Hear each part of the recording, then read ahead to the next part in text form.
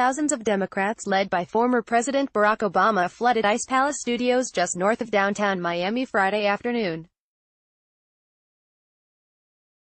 They chanted, "Bring it home," decried the "world of hate" President Donald Trump has forged, and tried to whip up enthusiasm 4 days before the November 6 election. They said they were gonna clean up corruption, but there have been enough indictments to field a football team, Obama, in a white shirt with sleeves rolled up, said of the Republicans.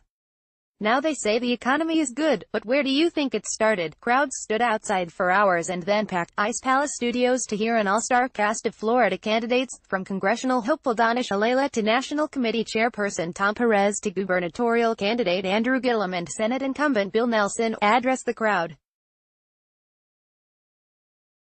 Outside, campaign workers pushed support for Amendment 4, perhaps the most important thing on the ballot for Democrats in the long term.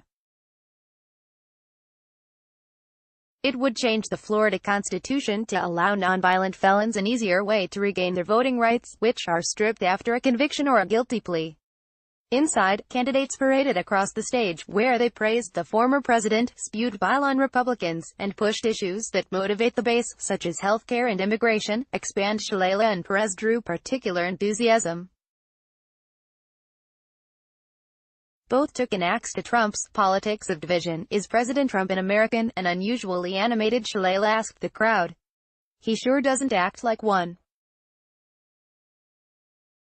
Let's send him back to Mar-a-Lago on Tuesday. Perez, a Dominican-American who addressed the crowd in Spanish and English, said he missed Obama before laying into Trump.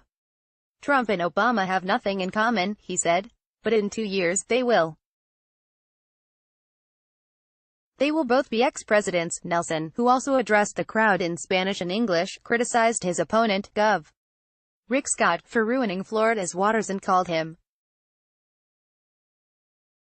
The rally drew thousands of Miamians, as well as people from across the state and nation who wanted to get an eyeful of the former president. Hawk Newsome, president of Black Lives Matter in New York, said he was in town registering voters before heading to Atlanta to work for Democratic gubernatorial hopeful Stacey Abrams, whom he called Sister Abrams. He has also been campaigning for Democrats in Pennsylvania and Wisconsin in recent weeks. He said of Gillum, "We need to get this man elected. He is someone we really believe in." Expand Hawk Newsome photo by Chuck Strauss-Chance punctuated the performance. In an odd moment, a man interrupted Obama's speech by shouting, "Antifa," over and over. It wasn't clear what he meant, and the ex-president just stopped for a moment, looking back in confusion. One particularly enthusiastic member of the audience was 45-year-old Ronnie Carballo, who is a representative of the International Union of Painters and Allied Trades. Though Carballo was born in Honduras, he has lived in the United States for 28 years.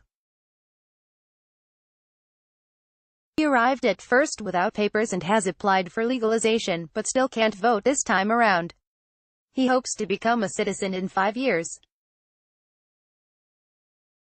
In the meantime, I get other people to vote, my brother and sister-in-law, my nieces, and members of my union, he said, adding he is 100% frustrated that he can't vote. He strongly supports Gillum and added, "He's black, we're Latino. We've all suffered.